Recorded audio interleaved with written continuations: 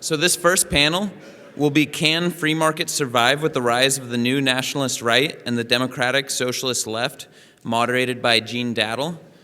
And so Gene Dattel is a cultural and economic historian who was born and raised in the Mississippi Delta. He was educated at Yale University and the Vanderbilt University Law School.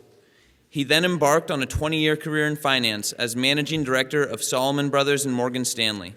He lived overseas for 15 years, in London, Hong Kong, and Tokyo, with stints in New York during his financial career.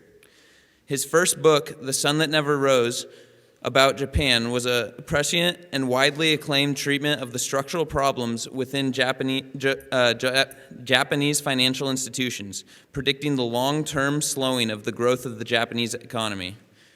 Dattel has served as an advisor to the Pentagon on finance as a strategic industry with a focus on Asia. He then turned his attention homeward to America, writing Cotton and Race in the Making of America and Reckoning with Race, America's Failure. Dattel is a Berkeley College Associate Fellow at Yale University, along with his wife, Licia Hahn. They maintain an active engagement with Yale undergraduates. I can also attest as a friend of Gene's that he's a wonderful conversationalist and a respectful debater, much in the spirit of the Buckley program. Gene?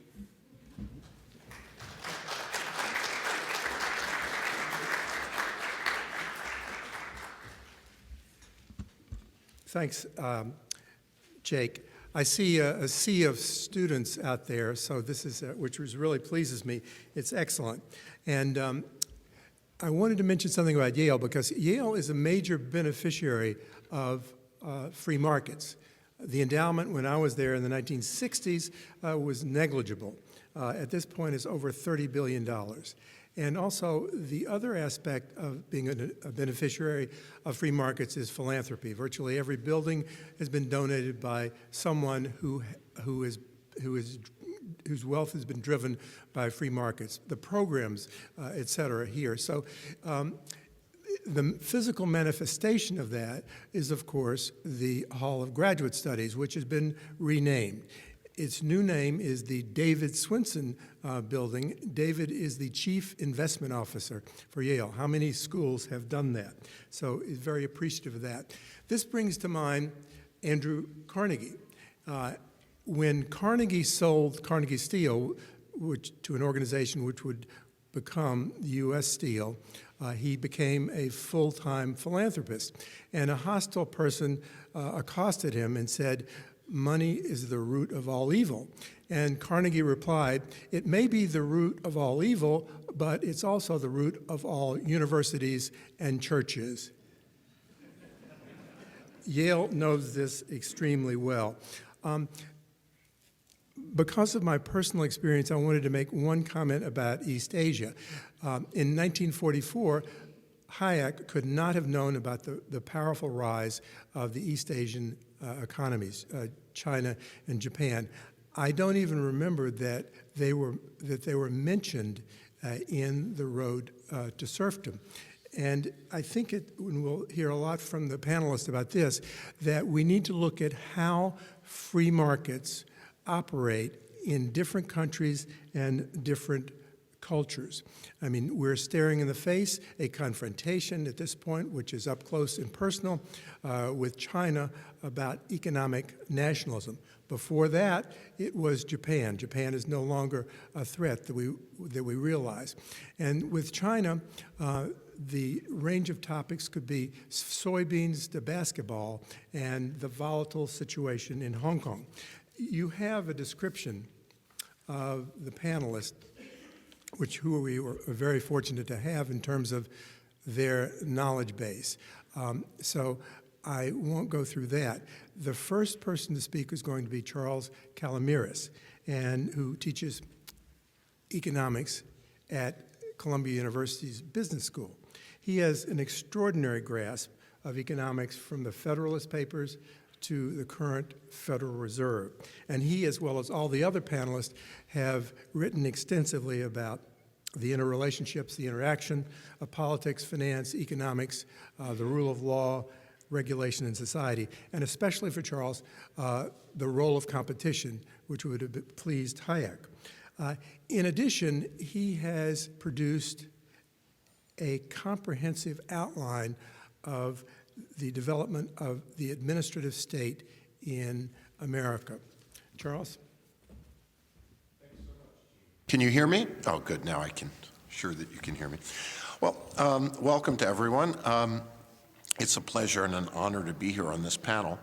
I'm going to deviate a little bit from the title of the panel and also from the celebration of the road to serfdom. I'm going to not talk much about partisan trends in politics because I think we have a much deeper problem. And although I love the road to serfdom, I'm going to talk about themes that are very Hayekian, but more in the Constitution of Liberty, which to us academic lovers of Hayek is maybe even preferred to the road to serfdom. And so what I want to talk about, my comments are available outside if you haven't already got them in hard copy, and I've entitled them Our Post-Constitutional Order.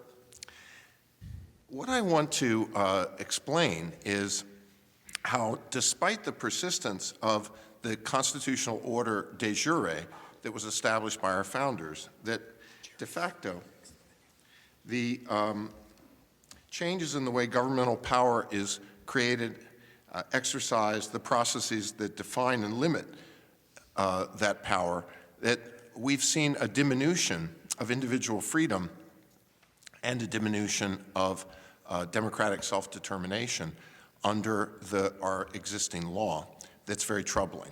And so I want to talk a little bit about that. And there are three aspects of it that I want to talk about. First, the entities by whom laws are enacted, executed, and enforced. Second, how government needs are funded. And third, the process through which laws are enacted, executed, and enforced. So you might say, well, that seems like we know the answers to those because the Constitution tells us the answers to all of those things. What's the problem? Well, under today's governmental structure, laws are mainly written by administrative agencies governed by non-elected officials under a wide variety of governance structures that were never conceived by the Constitution. Administrative agencies impose fees, basically taxes, on companies and individuals subject to their authority. Beyond those fees, regulators often also have further fiscal powers because the regulations that they can create effectively impose costs and create benefits, so they are a kind of tax and transfer policy. So government actions by regulators are not implemented through an explicit authorized budgetary expenditure process or taxes that are approved by Congress, but rather simply by their own decisions. The administrative agencies spend and tax, write specific laws, and they do so within very vague justifying statutory guidelines. Now, not only do they act as legislators and raise funds, they also administer the rules they create. That is, they act as executives. And if you're not aware of this, it may surprise you, they also adjudicate disputes about the rules that they create and enforce. Interesting. And furthermore, even if when you wanted to adjudicate a dispute about the regulatory agency's actions, if you managed to get to a federal court, an Article III court, to talk about them, you would find that that court currently has a doctrine called deference, in which they decide that whatever the agencies think must be the right rule, they defer to them. Let me remind you that in Federalist number 47, James Madison described the housing of legislative power, executive power, and judicial power within a single governmental authority as, quote, the very definition of tyranny, end quote. In today's America, Madison's notion of tyranny has become the very definition of government. With respect to the process, I want to go on to talk a little bit more about that. One of the things that's been particularly strange over the past 40 years has been, once we had accommodated ourselves to a regulatory authority that sort of governed and created most of the laws, in 1946, we passed a law called the Administrative Procedures Act, which was supposed to at least establish guidelines under which rules would have to be announced, debated, and then passed formally, where it would be clear exactly what the law was and what constituted a violation of the law. But the regulators have decided since 1970 that most of their regulations aren't like that. Most of the regulations are called something, if you're not familiar with the word, they're called guidance.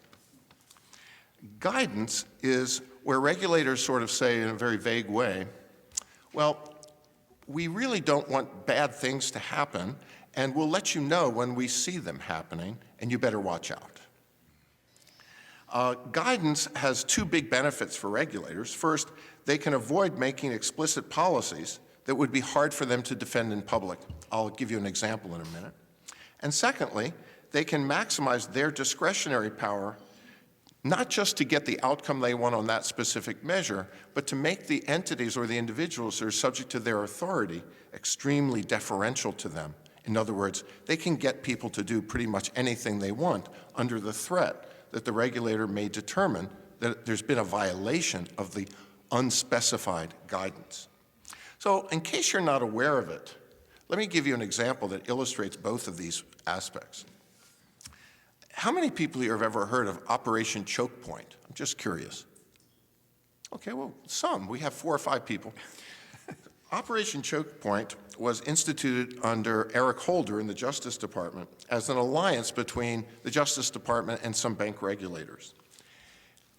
What Eric Holder did was identify 30 different activities, you could call them industries, sales of ammunition, hate speech publication, pornography, payday lending. There were 30 of them.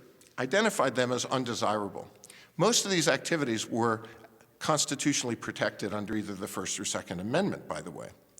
So how was Eric Holder going to prohibit them? Well, you can't prohibit them by law, but here's what you can do.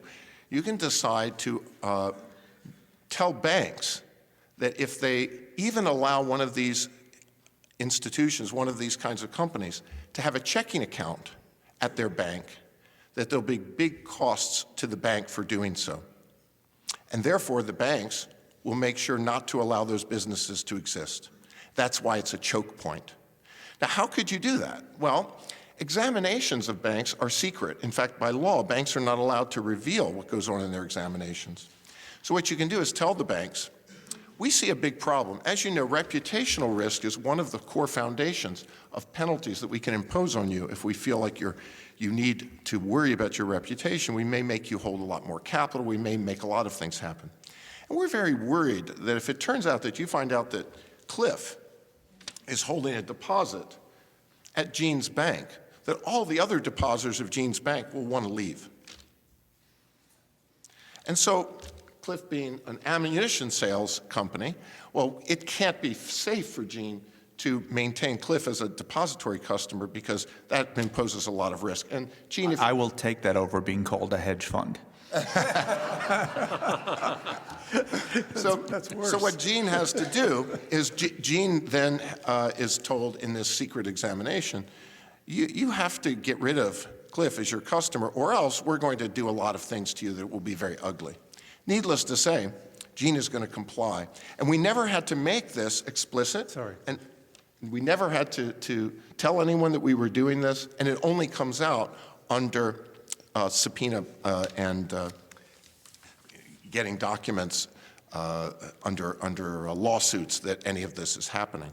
So as you could see, this would drive Hayek crazy. Of course, it would drive all of America's founders crazy, too. The idea that this would be the way laws would be created, vaguely, secretly, without predictability, without accountability, and with this kind of unlimited discretion that could allow regulators to get anything they want to happen, unelected regulators to get anything they want to happen without even having to admit it, much less be accountable for it. So if you think that's strange, of course now Attorney General Sessions got rid of this practice. However, he didn't do anything, and it would be very hard for him to have done anything, to prevent this from coming back. Of course, Congress could do something to prevent it from coming back, but Congress hasn't. So what happened? How did we get to this point from our Constitution to a system of government where the laws are made under this sort of Madison tyranny description that I just gave you, and with guidance rather than formal rulemaking, so that we've diminished both democracy and individual freedom? So that's what the Hoover Group on Regulation and the Rule of Law that I've been co-chairing for the last 6 years has been commissioning papers by legal scholars, economists, political scientists, and historians to try to understand. So I recommend to you our website where there are videotapes of all those presentations and copies of all those papers. But I want to give you just a little bit of an idea of a few things. So part of the answer to why things changed is that the Constitution actually was incomplete in some important ways. I want to give you 2 examples so that all of this wasn't just nefarious. In the 1880s, the biggest problem that the country was facing was a crisis of the spread of animal disease. And the problem was the individual states that had, speed it up, yes, okay.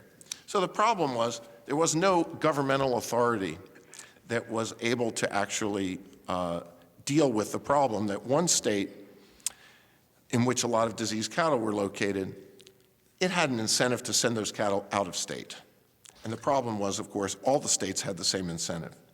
Who had the incentive to locate the cattle, force them to be killed, and prevent the spread of disease? No one had that incentive, and no one had the authority. And that's where Grover Cleveland and many other parties stepped in and created a new federal authority that actually became the basis for the administrative state. So what's interesting to note is that there actually was a deficiency that created the beginning of the administrative state. I could give you some other examples.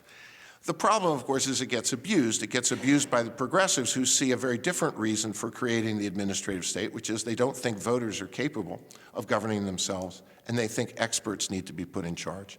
They're waiting for an excuse that will allow them to grow the administrative state hugely, and they get that excuse mainly during the Great Depression.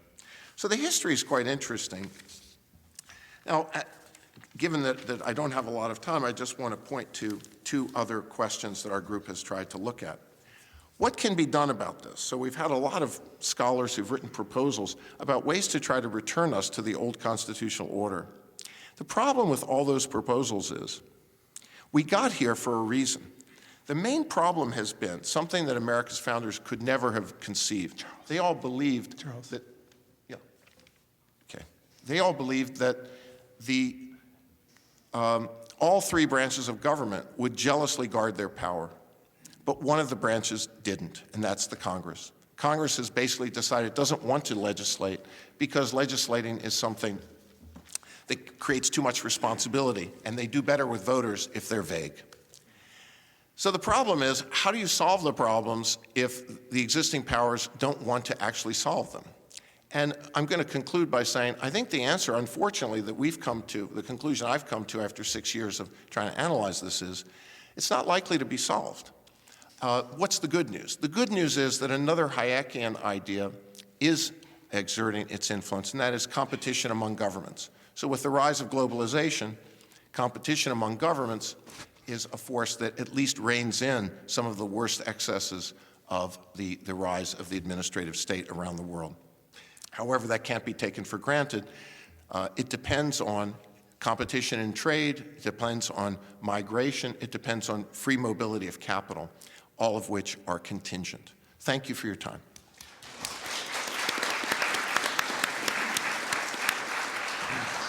The operative phrase, or one of the operative phrases that is going to be recurring today, is vague administrative guidance.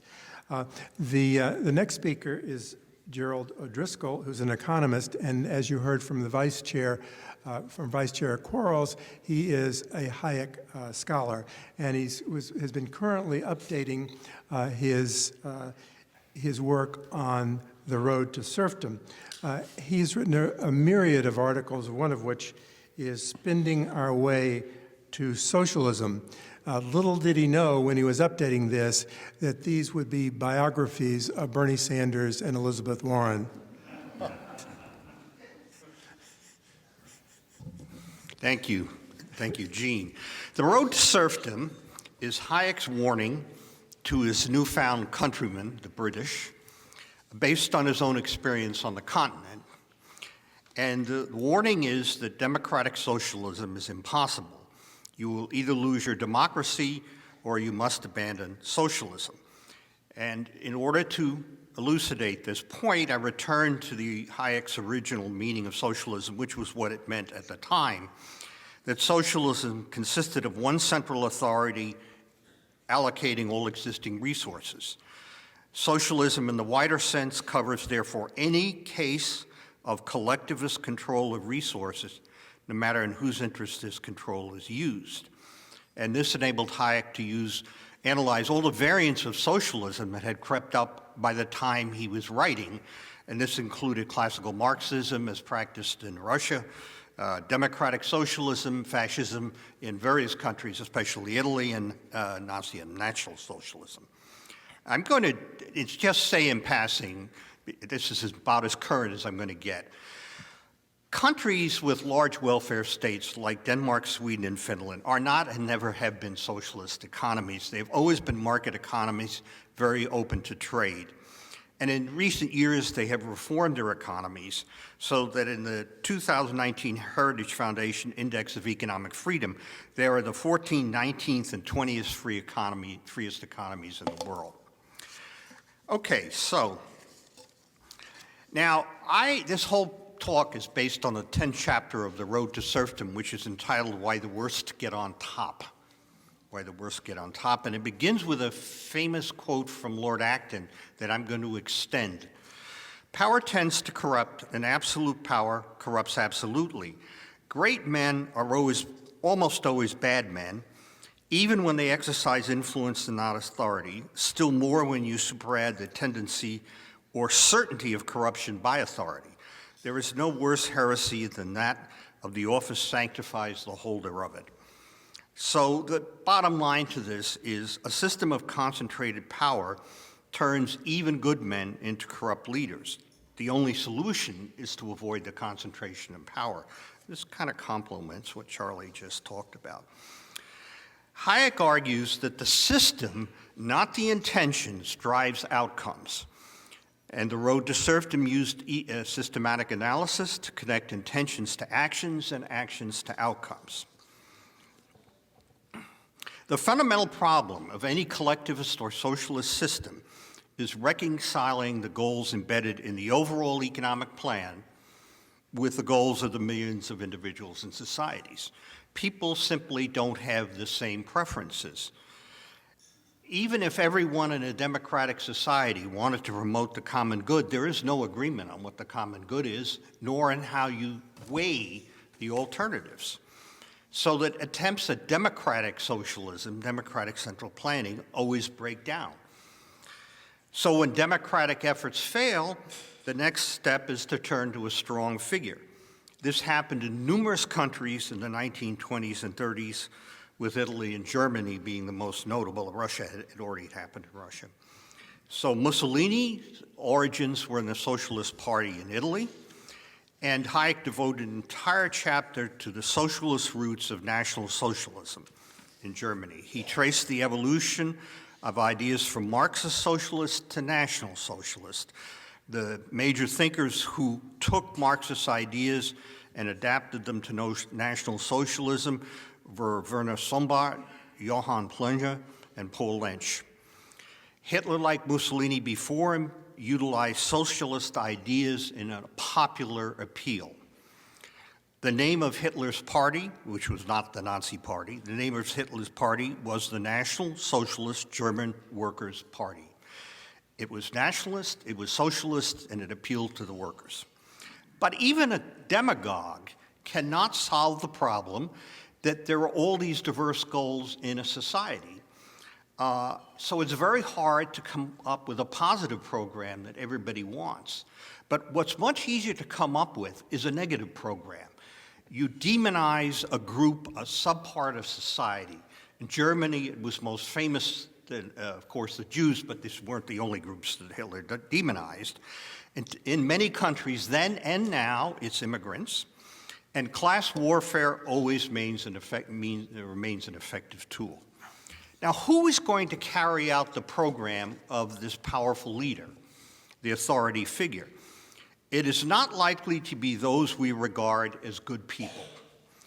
The readiness to, this is Hayek, the readiness to do bad things becomes a path to promotion and power. It is not just a willingness to practice cruelty and intimidation, but also a willingness to deceive the public in, say, a ministry of propaganda, now called a ministry of information. Indeed, truth is the first casualty of an authoritarian regime. Truth is no longer something to be found and confirmed by evidence, which is the only world that Charlie and I and the rest up here know. Evidence confirms truth.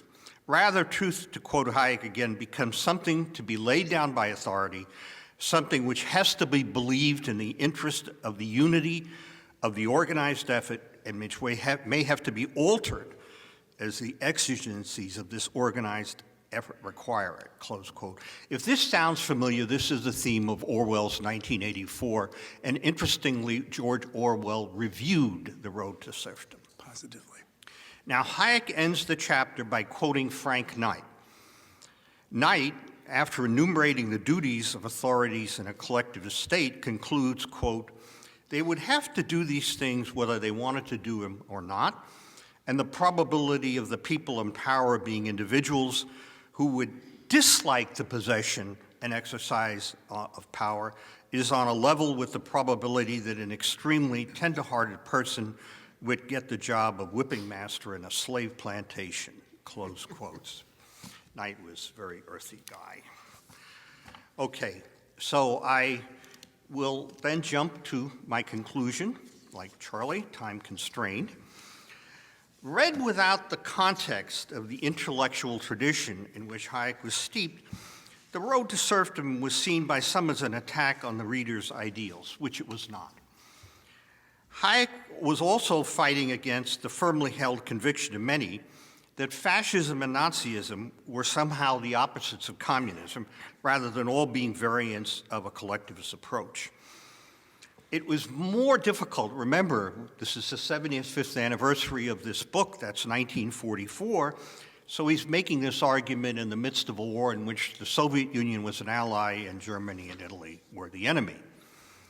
Despite all this, the book was an immense success intellectually and commercially. Millions of copies have been sold worldwide, a phenomenal number for what is an intellectual tract. It was enhanced by the Reader's Digest condensation. I know the students here don't know what that is, but Reader's Digest used to condense books in a monthly magazine. And it's the pathway for many, including myself, to Hayek's more intellectual stuff. So in this talk, I focused on one chapter, Why the Worst Get on Top. It's central to his overall argument. Most advocates of socialism advocate it with the best of intentions. They believe such systems will be fairer and bring about more equality. I think equality is a big driving force. Most advocates believe in democracy, yet the results are always the same. Whether one looks at the Soviet Union and China and Germany and Italy in the past, or Cuba, Venezuela, and North Korea today. The Black Book of Communism estimates that over 100 million people died in communist countries as a consequence of cruelty, terror, waste, and catastrophe. It is vitally important to understand that the three countries I just named, Cuba, Venezuela, and North Korea, constitute the socialism that Hayek and others criticized. Along with a few other countries today, these three countries are the last practitioners of old-style collectivist economic planning. In the Index of Economic Freedom, out of 100 countries, they rate 178th, 179th, and 180th on the Freedom Index. Because of the uprising in Venezuela, the world is once again witnessing the struggle of a people against Marxist misery.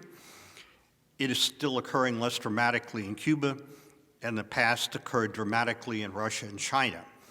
Lest we think that socialism is almost dead, that it's relegated to these 2-3 little countries, although Venezuela used to be a major economy, we have to note that China, the world's most populous country, appears to be slipping back into Maoism and oppression. So, to conclude, the worst always get on top in a totalitarian regime. In The Road to Serfdom, Hayek explained why this is true. Hayek was a product of his own history, that is, Germany and Austria in the 30s, and a prophet of the future. He was not, however, a proponent of the inevitability of totalitarianism, and indeed, along with many others, I credit The Road to Serfdom with helping to turn the tide against totalitarianism. Gene asked me to say, is this book relevant today? I think it's more relevant than it has been in decades. Thank you.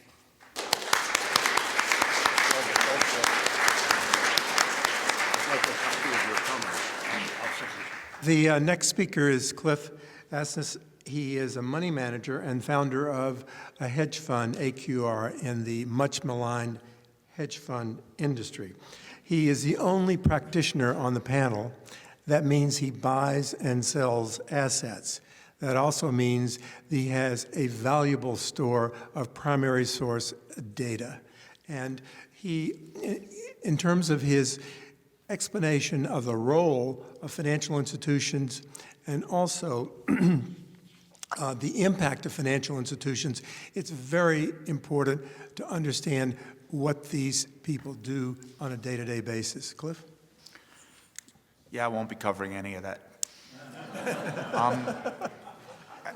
I will start out ruining the panel by answering the title question, can free markets survive a twin assault from the left and sometimes now even the right?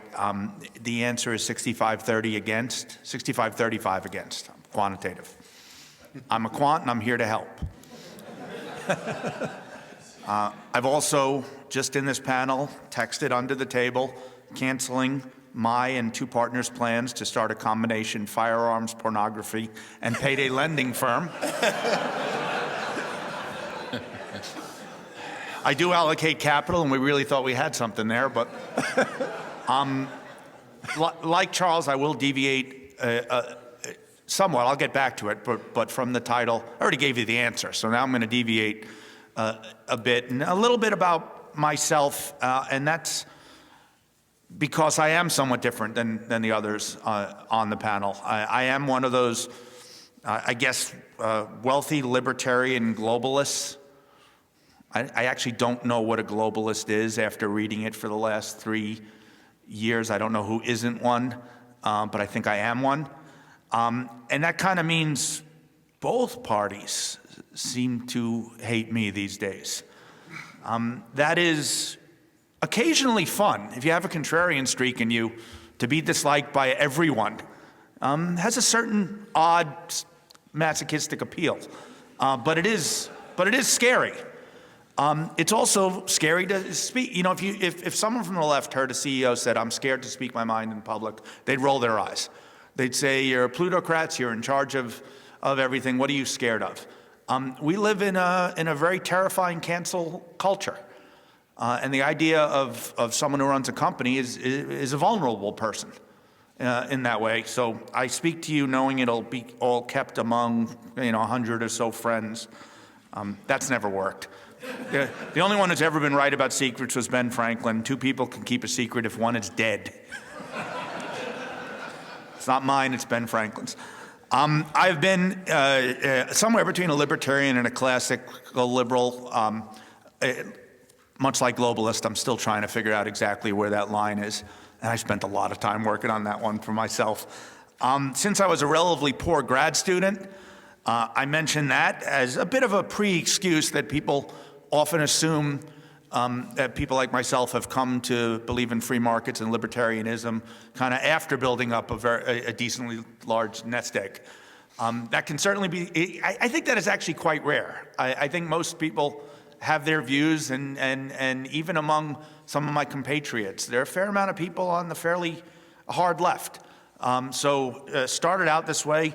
I was probably a mild lefty. I grew up Jewish on Long Island, so mild lefty was the expected case. I really just didn't pay attention to politics till grad school. I became a fairly radical, maybe too strong, but close, free marketer about a minute and a half after landing at the University of Chicago. when I tell people that, they assume that that was in the classes. I was studying finance. I was studying really technocratic stuff about, how to price an option and what characteristics make one stock maybe more attractive than another. Gene Fama, as much as he loves Hayek, was not teaching Hayek in class. I just think it was in the water. I was at a place where I started thinking about those things, and I started reading a lot of the things we're talking about here. While I've never kept my politics a secret. I've never kept anything secret. I like to talk, particularly about myself. It's probably the time I went kind of public with these views was accidental, half accidental. Let me take you back to the 2009 GM bankruptcy, where then President Obama weighed in about hedge funds, saying that they were being unpatriotic by not taking a big haircut on their bonds, and they should do that for the good of the country. I wrote a piece. It was called Unafraid in Greenwich, Connecticut. I like mentioning Greenwich, Connecticut. It had a nice juxtaposition there. The first line was that the title's a lie, that I'm quite afraid. But it was a very simple piece. This audience will not be shocked by the logic. I said, some of us would agree with you, some of us would disagree with you, but are you aware that using our clients' money to benefit causes you believe in that are not necessarily to their benefit is illegal? And I thought that was dispositive. I thought that you win the argument with that. It's illegal, and the aforementioned Eric Holder will put me in prison, which he probably wouldn't for that one, but For the record. yeah. I say it was a little bit accidental. I do believe I was going to share this with the public, but I was only circulating among friends when it went viral. So one of my friends betrayed me. To this day, I don't know who, but it worked out. Over time, I've mainly focused on my business and supporting causes, but I have, largely through writing and occasional suicidal panel appearances, focused on issues that are related to free markets, but are a little bit closer to my wheelhouse. The mundane things like the rather insane demonization of share repurchases in the last few years. I've been a prominent voice pointing out it's a very frustrating argument. You just go, well, 2 + 2 = 4, and they disagree. Shareholder value, the Milton Friedman notion that companies should work for their shareholders has come under great attack. I give some ground on that. There are some issues, but I think it's way over-attacked, and if we have a Q&A, I'd be happy to talk about that. I've written, the nastiest piece I wrote was in the Wall Street Journal on Warren Buffett's hypocrisy on taxes. It was called Buffett Knows Taxes Matter. He basically said, nobody's ever not invested anything because of the tax rate. I basically said, close, except everyone on earth ever has invested in something, at least partially because of the tax rate, or not invested, including and in particular Warren Buffett. And you can go through the details of that. Let me just finish up with some thoughts finally on back on the actual topic. Can it survive? When I said 65-35, actually first did the math wrong, then got it right. 65-35 against, mostly joking, but not entirely. At this point, I don't want to depress everyone, I would call myself a mild pessimist. 95-5 is a serious pessimist. 65-35 means we still got a shot. I'm a pessimist who will not give up. Thinking you'll lose and saying you're going to lose gently is not the same thing. But yes, we face a increasingly this is not news to anyone here, increasingly radicalized socialist left with some fairly, I'm pleased to see young people here because most of you are frickin' insane. I have 4 teenagers too, so I speak from some authority on this. And that is just the left. I don't think the right is as much of a threat, to be frank. Maybe my long-term bias, but they are no friends necessarily of markets these days either, at least a substrata. It's a substrata of the right that truly and I'm going to insult some people here, kind of feels like, well, if we can only get a strong man and go to Mass a few more times, we can work this whole thing out. That's not conservatism as I was brought up in it, and it is a problem. If I had to name any specific problem, and here I'm getting closest to the Hayek issues and things other people on the panel, especially Gerald, and his great piece that I read in the car on the way here. That's how I do things. This definition of socialism is a huge issue. People on the right and the libertarian side, which maybe isn't best called the right, will hurdle the epitaph socialist. They will often come back with, but we don't want to own the means of production. And that's, again, you can already tell I mince words a lot. That is utter crap. If you go to Elizabeth Warren has figured out, and I'm picking on Elizabeth Warren because she very well might be president, but unfortunately Tucker Carlson has figured this out also, that you don't have to own the means of production if you control and get to dictate everything about the means of production. I don't even know what ownership means. They get a residual check, which will be quite small when Elizabeth is running things. Stakeholder capitalism, I'm going to get this is the one that'll get me in biggest trouble. It's basically a scam phrase. There are stakeholders, and good companies worry about them a ton. Having happy employees, treating the world right is generally a positive NPV project, in my view, in most people's view. But the way Warren wants to practice stakeholder capitalism is just, you used to own that company, now you own half of it. Now the collective owns the other half. So it's expropriation leading to utter chaos. Companies run with political means. Milton Friedman's idea of the company being run for the benefit of the shareholders is always shocking to people. But I always tell them, what if you started a small business? You might do nice things, you can act ethically, but if someone said, actually, the two clerks you hired, they're in for half now too. A small business, it gets very clear, and it's really not very different. So advances, some forms of advance on the road to serfism are successful euphemisms. Saying things to Americans that they would instinctively rebel against in a better marketing. I do believe there was some marketing test case, some focus group, and they went back to Elizabeth Warren and said, hey, we focus grouped, own the means of production against stakeholder capitalism. And on college campuses, it was like 90-10 for own the means of production. But for the so-called soccer parents, I'll be gender neutral, it turns out this other phraseology is better. And that is just extremely dangerous going forward. And with that, thank you.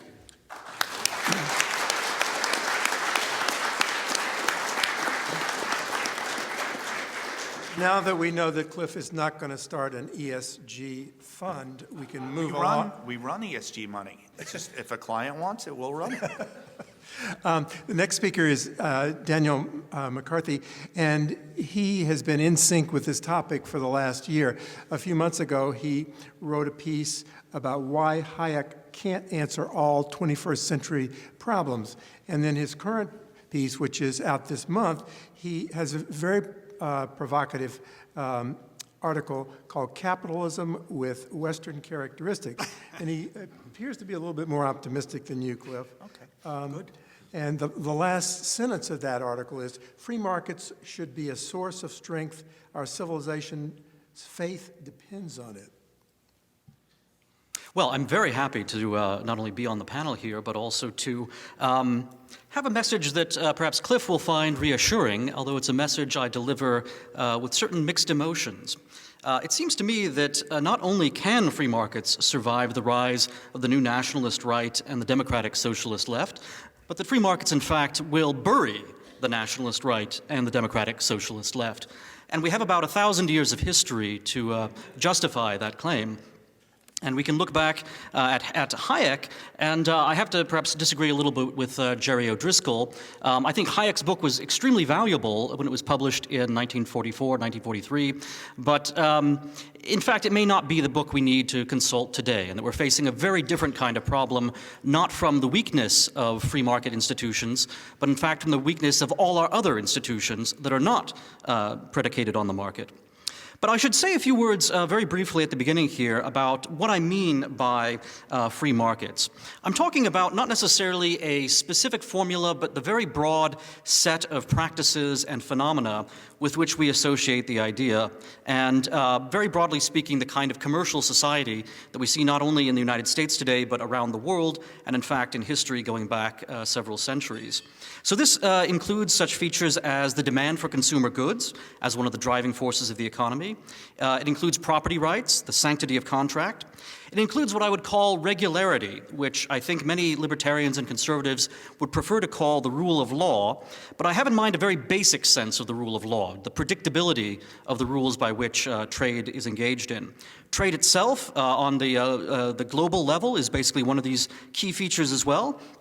And trade, of course, is a function of the division of labor, and that too is one of the essential qualities of the free market. Now, I say that commerce is the most powerful revolutionary force in the world because that's been the case really for the past millennium or so. We can see the foundations of free markets back during the High Middle Ages. Take, for example, the city-state of Venice. It's very unfavorably located, it has very poor natural resources, and yet it became one of the most powerful states of the High Middle Ages as a result of its practices of trade, that it was a thalassocracy, a phenomenal naval power. It was a phenomenal naval power that was engaged in extensive trade and in fact wound up having a kind of mercantilistic control over much of the Mediterranean. The Venetians were able to abuse, for example, the Byzantine Empire. You may know that the Fourth Crusade was a kind of piratical raid. Venice was able to sort of strike up a balance of power with the Ottoman Empire for a very long time. And Venice was also, in fact, able to counteract the spiritual authority of the Pope, even in the Middle Ages, that various popes would issue interdicts and excommunications upon the Venetians for their various practices, often involving their trade practices. And the Venetians, they would not totally disregard the Pope, but they would not let his excommunications change their way of doing business. So business was, the way of life for the Venetians, and it was something that really wouldn't change in the face of either imperial intimidation or papal interdicts, or in fact competition from other city-states. So the Genoans and the Pisans also were very effective traders in the Middle Ages and early modern period. Well, as you get into the 15th and 16th centuries, you see other larger states start to emulate the kind of engagement in trade that had characterized the Venetian Republic. So you see in particular places like Spain and Portugal looking for new trade routes. And of course, this is what leads to the Age of Discovery. Their initiatives are then taken up by the Netherlands and by England and by others. And we should remember that America's own origins, while they do involve a search for religious liberty, are also very much commercial and very much connected with the growth of world trade. That, the earliest English settlers on the North American continent came as a result of for-profit companies trying to establish colonies. These were the Virginia and the Plymouth companies. And by the way, as a footnote, we often hear talk about even jokes about the idea that Westerners were in search of spices around the world. Why would Westerners need spices when these white people have no spices in their food, right? Well, the answer to that is that, in fact, spices covers a much larger field of commodities that includes what we today consider pharmaceuticals. And, of course, pharmaceuticals are still very much a key part of global trade. Well, we saw in the 20th century certain states, including the Soviet Union and Maoist China, try to completely extirpate free markets and try to set a radically different course. Lenin and Mao Zedong had far more power than Bernie Sanders or Elizabeth Warren will ever possess, and yet even they were unable to get away from the power of market institutions. Lenin, in fact, conceded in the 1920s that he needed to re-establish a small-scale engagement with capitalism in the Soviet Union. He engaged in what was called the new economic policy. Stalin then reversed that, but even under Stalin, the Soviet Union was dependent on some of the real price signals coming from international trade, for example. And of course, throughout the existence of the Soviet Union, you had a thriving black market. China, of course, has taken a much smarter approach than the Soviets did. China, instead of trying to continue to impose Maoism and continue to try to defy the market system, has instead tried to harness the market system and has tried to combine free market economics, or at least a simulacrum of free markets, with sort of despotic political power. And that leads, I think, to the grave question that we're facing today. It's not a question of whether or not we will have free markets. In the long run, we certainly will have them. We will continue to have global trade. We will continue to have private property and a regular rule of law of some kind that is beneficial to people involved in trade. The question, rather, is what kind of cultural and political background will be connected with the dominant commercial enterprises of the future. Will we see a kind of a world order that is drifting towards Chinese-style authoritarianism, even as that continues to be very much engaged in trade and commerce and the interplay of commodities? Will we see a meltdown of sort of the Western moral ethos? Will we see the rise of a kind of anarchic and sort of post-Christian moral order as a result, even as we continue to have a great deal of prosperity and a great deal of sort of individual satisfaction through market processes and the exchange of goods? It seems to me that we could very well see a return of mercantilism as we see the decline of the moral constraints that had been imposed upon the practices of trade that we had seen in the early modern period. So overall, you will continue to have property rights, contract, a whole variety of the practices that have been dominant and that have reshaped the world since the High Middle Ages. That's not going to change. Communism itself, totalitarianism, was unable to turn back that tide, like King Canute facing the waves. However, the ethical and cultural component, the political component of the world of the future, is something that is not going to be simply determined by the continuing practice of free markets. It could very much be a despotic world, whether that's on the Chinese model or on the administrative state model that Charles had talked about, or it could be a world in which there is simply a moral anarchy that leaves people materially satisfied, but very much spiritually unhappy, and in fact, perhaps, therefore, very much keen to subscribe to cults and to very radical political movements, even as they continue to engage in free market activity. Thank you.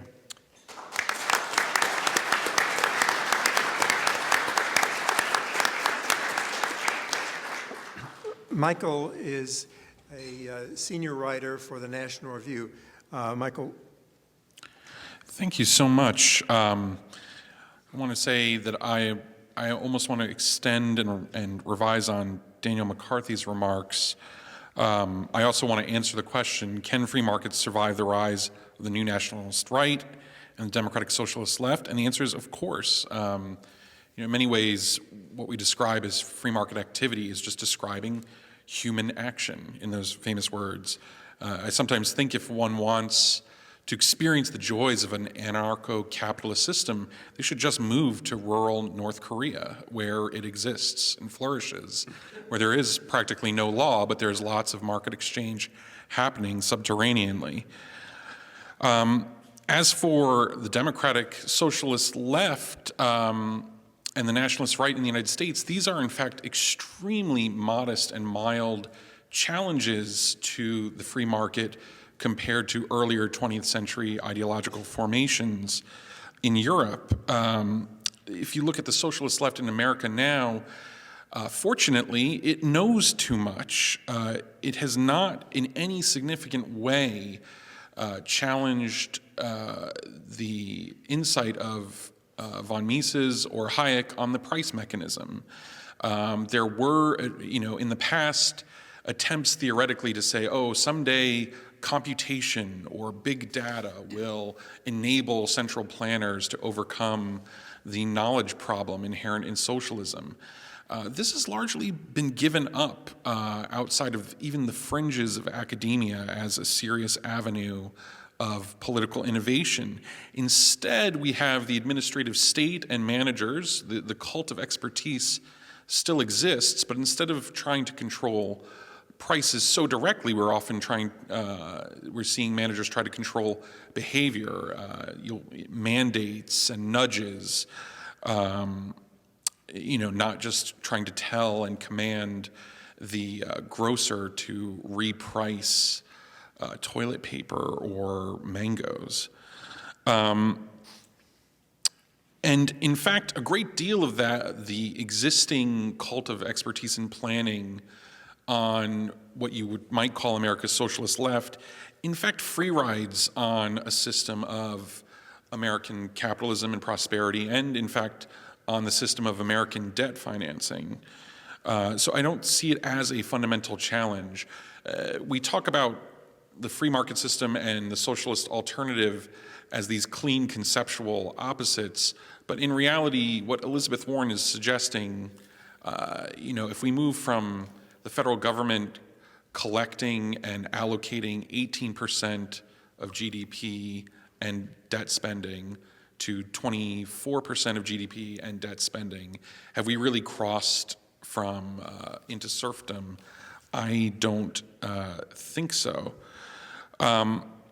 We may get lots of disruption that's unlikely, and I welcome you all to oppose her, but the free market will survive.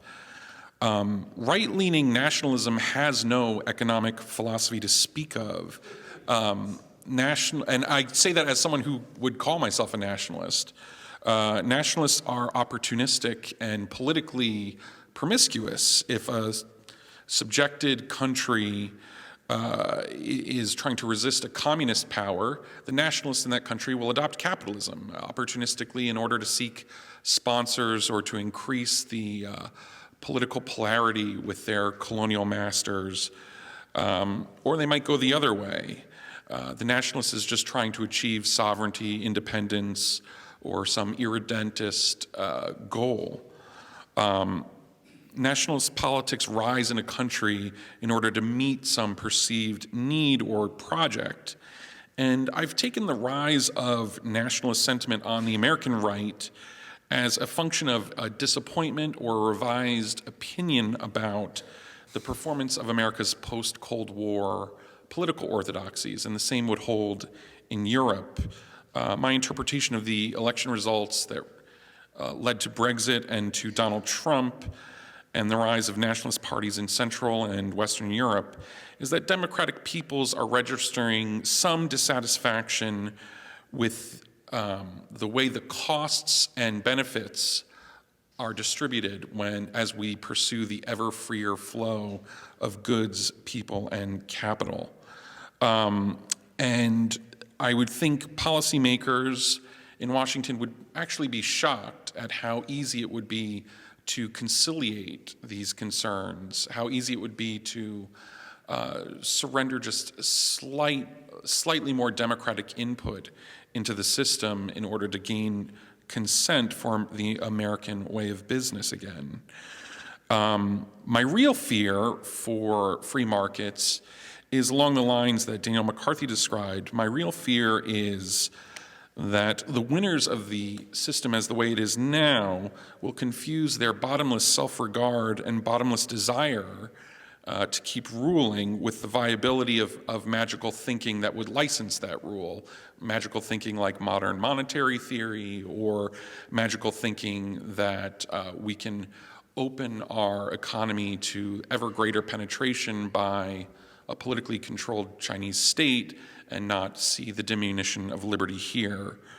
It would be that kind of elite stitch-up or corruption that would inspire a truly wild anti-market politics that you saw in Venezuela and wreak similar havoc here. So I hope we avoid it. Thank you.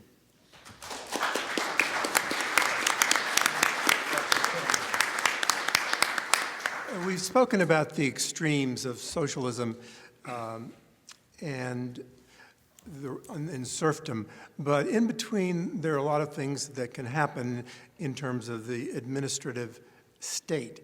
And Charles touched on part of it, and he gave you an example. Another would be what happens in terms of the free markets when you do interfere with what's going on. Corruption is one thing, but what I've noticed in Japan, what is a very corrosive factor when you start tampering with free markets. It means that the Japanese economy, which we thought was going to take over America, did not take over America, and the economy slowed. And we can talk about monetary policy and fiscal policy, but in fact, it was an overregulated but not properly regulated economy. So a couple examples would be in order here. Charles has talked about the influence, the regulatory influence of the FDIC. And could you comment a bit about what happened in terms of the Community Reinvestment Act in terms of diverting capital? And secondly, Cliff, could you also elaborate a little bit about your beef in terms of the Chrysler episode and technically what happened?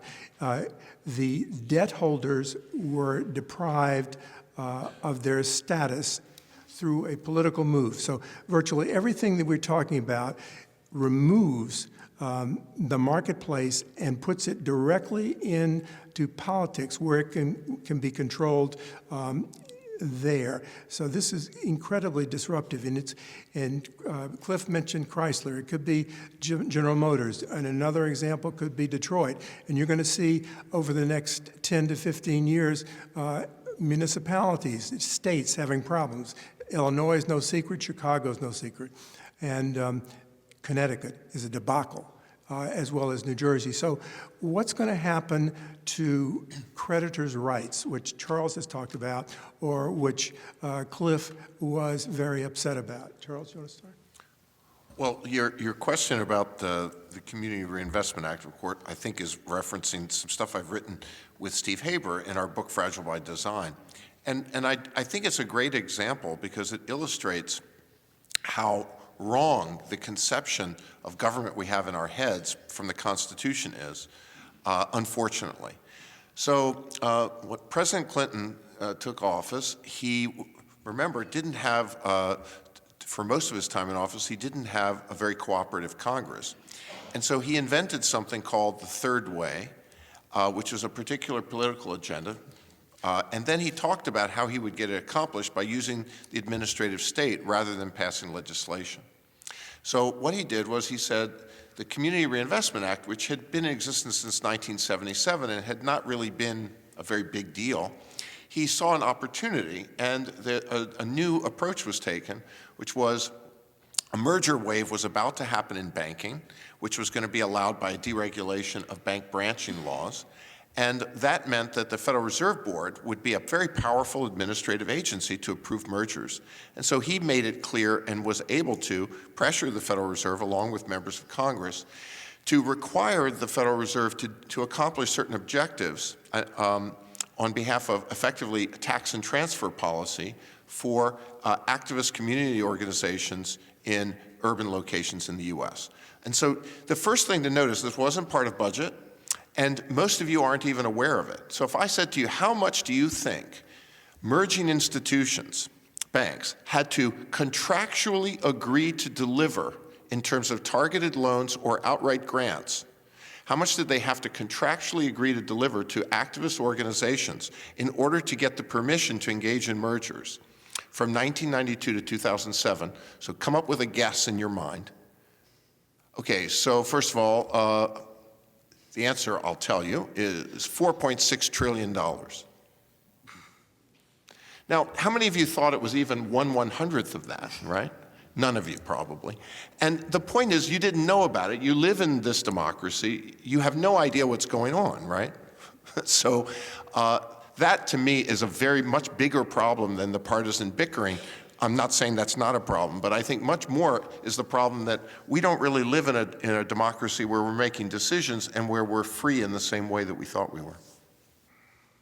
Sure. On Chrysler, Gene got it right. I had mentioned the very short, it's illegal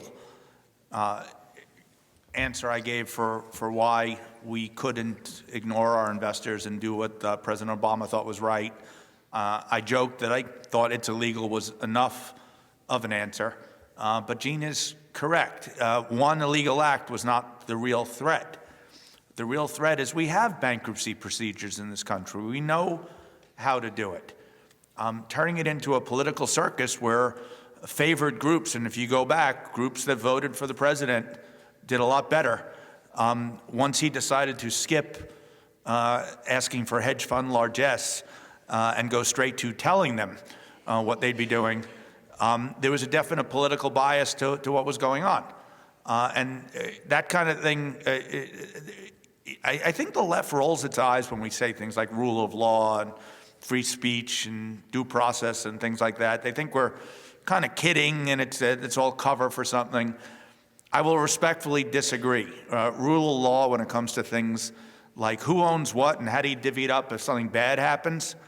The alternative is a wildly political process, which is extremely ugly, and it's kind of, it's not first world to be politically incorrect in that term. I do want to mention that somehow, some way, I became the pessimist on this panel, which I'm the pessimist in most gatherings, but I thought on this panel I might be one of the sunnier dispositions. A few things. When I say the odds are currently a little bit against us, I will leave it to the left to make predictions about the world ending in 11 years. That is not my prediction. When I say it is somewhat against us, I mean the odds are life for a large group of people will be somewhat to decently worse under a system.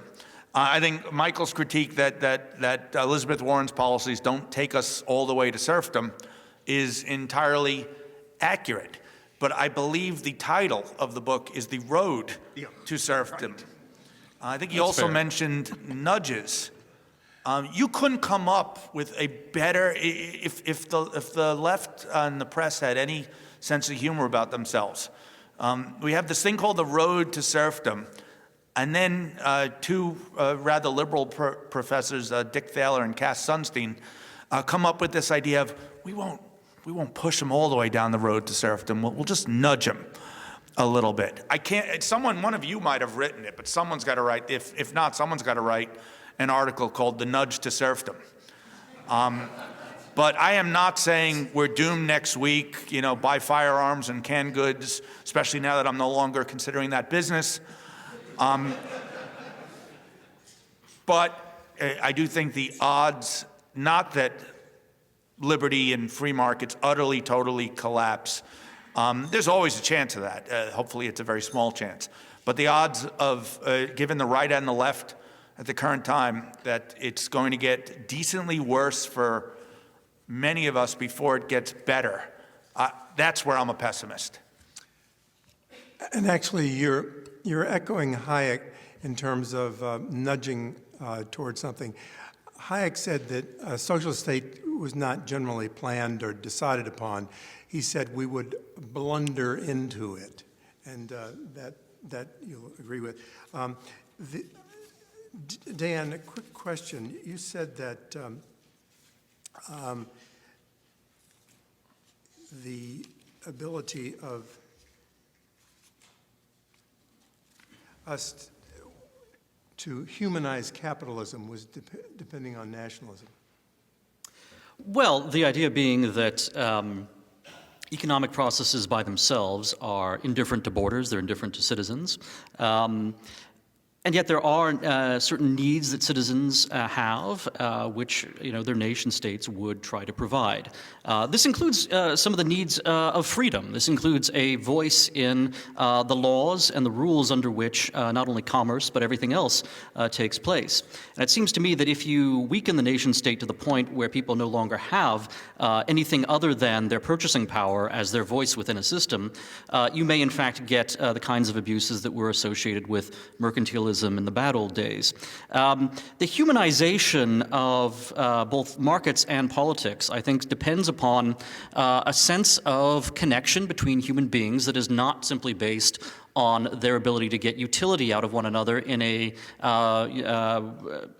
dollar transaction, right? It has to be based on a little bit more of a personal connection, a little bit more of a feeling of shared values. And, capitalism and markets are not necessarily antithetical in all cases to those kinds of human connections, but they also are not dependent on those connections, that in fact you can have a very kind of disintegrated social order and still have commercial transactions taking place, quite happily. So the question I see here is really, how are you going to have self-government if you don't have political communities, if you don't have something like the nation state, and if you don't have a sense among the citizenry of solidarity and of some sort of shared defense, shared support in times of need. These are things that one prefers to see handled at the most local level possible. But the place of the nation state is to defend those localities, to defend those little platoons against the much larger platoons of the People's Republic of China, for example, or against sort of the vociferous forces of simply putting efficiency as the highest end of all of our activities in life. So, Daniel, there's a debate bubbling beneath the surface. Where do the complementary institutions to a free market come from? Do they evolve along with the free markets? And these institutions we heard a lot about the rule of law, but I think there are other things too. There's a political culture of capitalism. Where does it come from? And it's honest dealings. And is it something external, also part of the social evolutionary process? Hayek thought it was part of the social evolutionary process, but we have seen attempts, societies and countries at various times try to evolve. I mean, they were moving along toward a free market, and then it collapsed. And there's two good examples in the post-war, the end of the Soviet Union period, Poland and Russia. Poland did it, and the same strategy in Russia completely failed, and we got the oligarchies that we have in Russia now, and we have Poland as a free market Western bulwark. And I don't have a simple answer to this, but I watched it happen. And to get back again to the regulations in the U.S., I can't resist asking Cliff about his opinion of Dodd-Frank, which when I first read about it, I thought, oh no, this resembles Japan, and I've just spent 9 years criticizing Japan. And Cliff wrote, the Dodd-Frank bill is perfectly designed to create the largest and most powerful crony system in history. I wrote that? It's very beautiful. And furthermore, you said it sweeps away more than 2 centuries of accumulated wisdom. The checks and balances are essential to the market, and that rules must be known in advance. It's the last part's the most important part. It was a Wall Street Journal piece I co-authored with former colleague and close friend Aaron Brown. And the point, again, is exceedingly simple.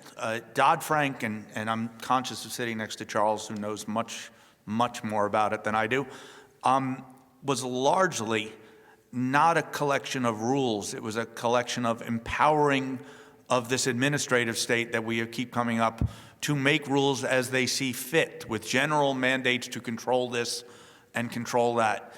There's a legitimate debate about how much regulation we can have. I admit I'll probably generally be on the lighter side of that debate, but someone saying, we should not allow this kind of leverage here or whatnot, we can have that. We can have that debate. But within broad parameters, I think our financial markets can live with a lot of different sets of rules if we just know the rules. But a world where there is this administrative state that has just been granted more power than they used to have is a very hard world to navigate, to plan in. And that sentence you read, cronyism and whatnot, when the rules are ill-defined and there are hyper-powerful bureaucrats, you must curry favor with those hyper-powerful bureaucrats. I am fairly certain, should Elizabeth Warren become president, I'm not Catholic, I don't even know if I got the direction right, so somebody tell me if I got it wrong.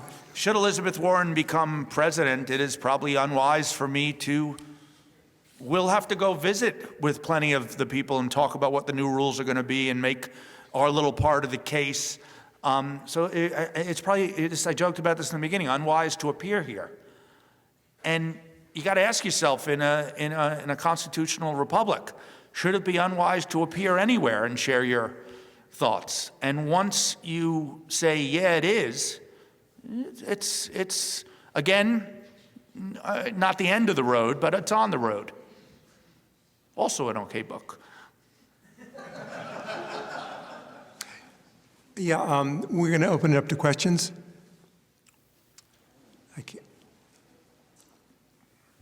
Question for the more populist, nationalist-leaning conservatives on the panel. You know who you are. With respect to economic policy and economic policy only, would Elizabeth Warren be preferable to another 4 years of Donald Trump? Whoa. Oh, you're giving it to me first. I've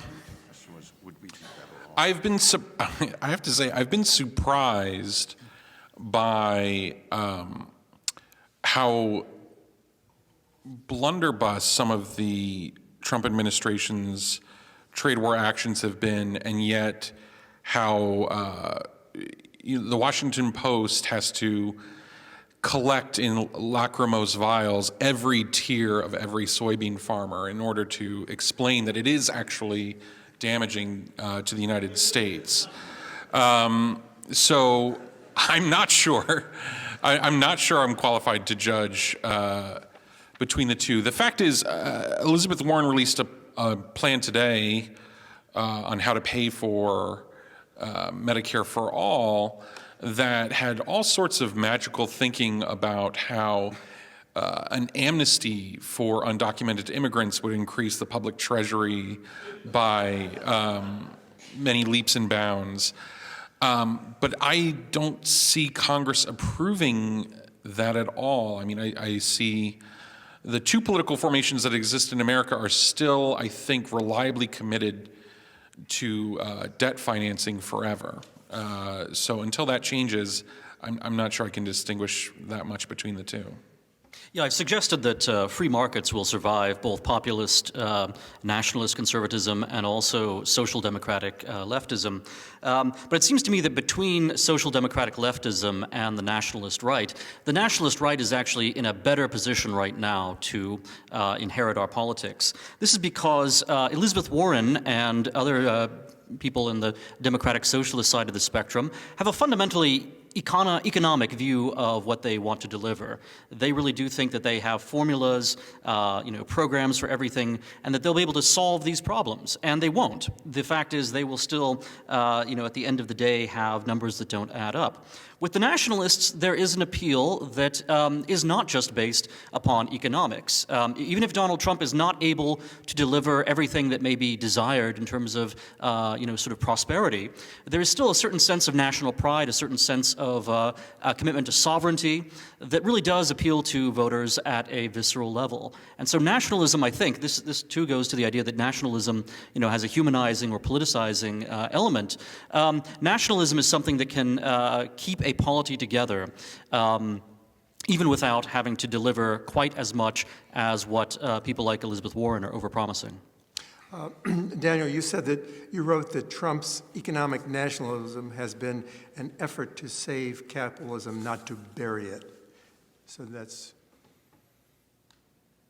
Yeah, I think it needs to be kept in mind that most of our so-called trading partners around the world have, in fact, engaged in various mercantilist policies over the last 30 years, from the kind of currency manipulations that China had formerly engaged in to the various kinds of subsidies that they provide for their state-owned industries.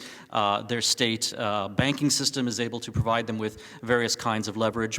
Now, these things, our libertarian friends on the panel here would point out that these efforts on the part of the Chinese state or of other other states that are engaged in predatory practices are unsustainable in the long run, that they will introduce irrationalities into the economic system. States are able to survive irrationalities rather longer than firms are able to do so, simply because states can always impose those irrationalities or pay off those irrationalities through the use of coercive power. They can always tax, they can always constrain in a way that a firm can't.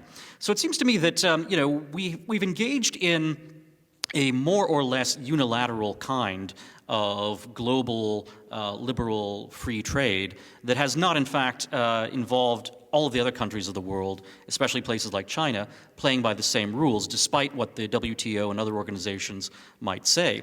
So when Donald Trump is fighting back against this and is basically saying, we're going to have more bilateral agreements, fewer multilateral agreements, we're going to try to maximize the, first of all, openness of other markets around the world to American goods and services, that this is actually a smart strategy to pursue in terms of maximizing global trade, not just in terms of maximizing America's own national interest. It's a pro-capitalist effort.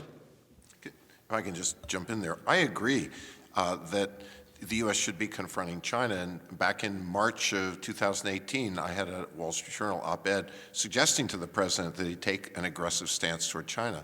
The problem is the way the president did it.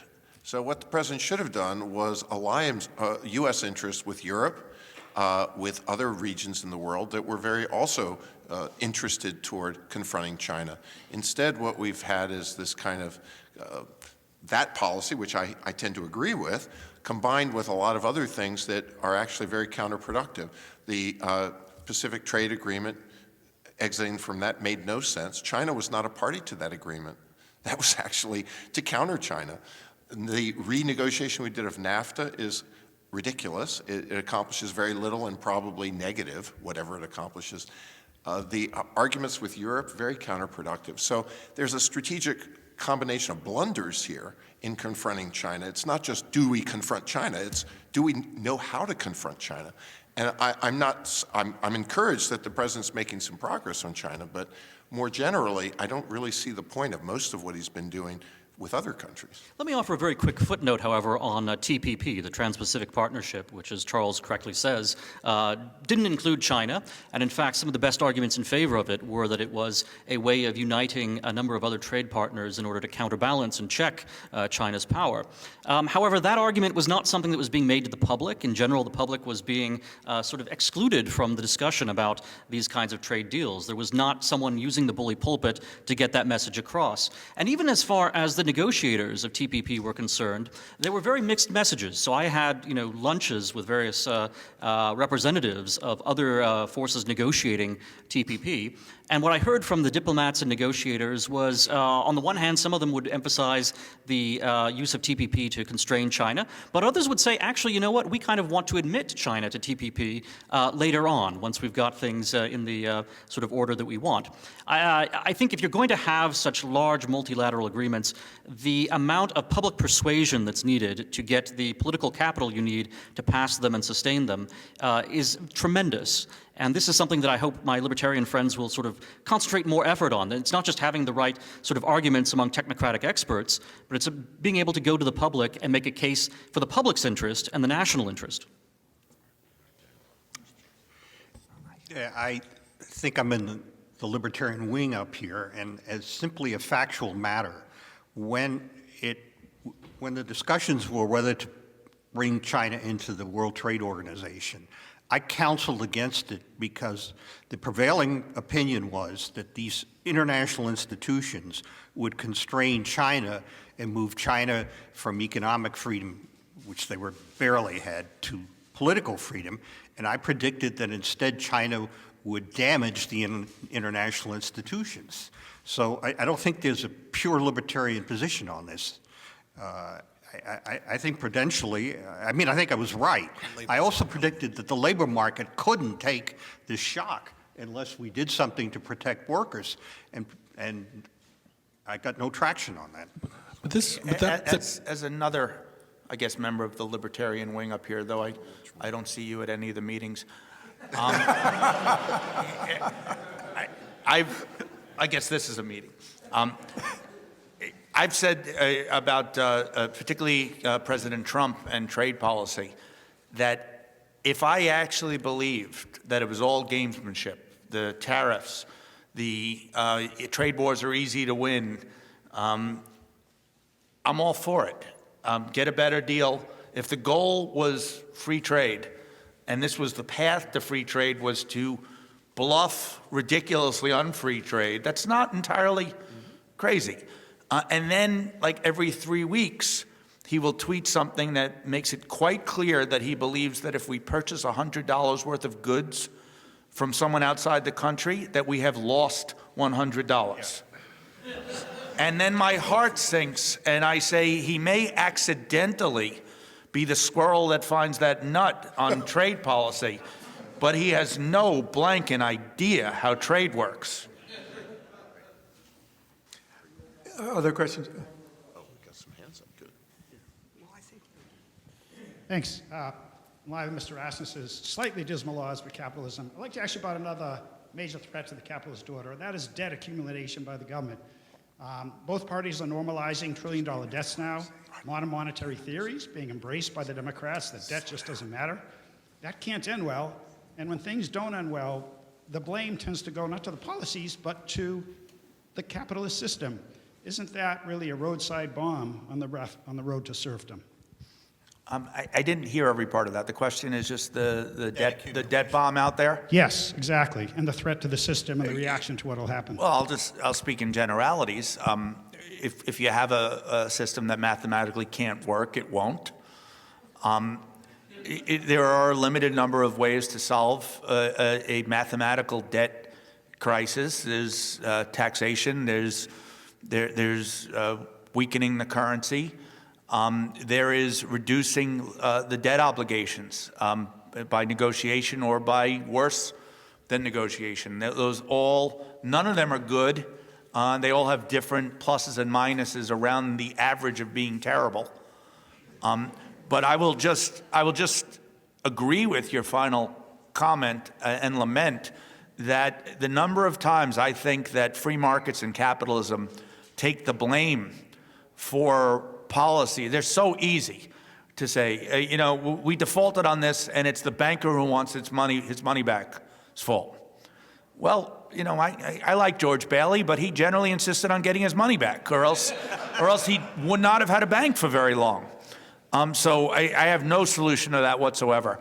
But the PR problem that we have here with the system we've all said it has alleviated more poverty and created more prosperity than any on earth, and is often blamed for sins it did not commit, is a huge one. And if I had the answer to that is like a million more of these functions. I want to speak to that just for 1 second. We talked earlier about, in avoiding the road to serfdom, that the competition between states is important. But we have to know what dimensions that competition is happening on. If it's on just pure market power, we saw that China has it over the NBA almost more than the United States does currently, if it's just about delivering those results. Now, most international corporations do have a pretty firm sense of where the accounting rules are more honest or more dishonest. And I think the honesty of the American system has to be emphasized a lot more than just the bottom line number, because I think it's very easy for China to impose the costs in such a way that it can win bottom line arguments with the United States over and over for a long time.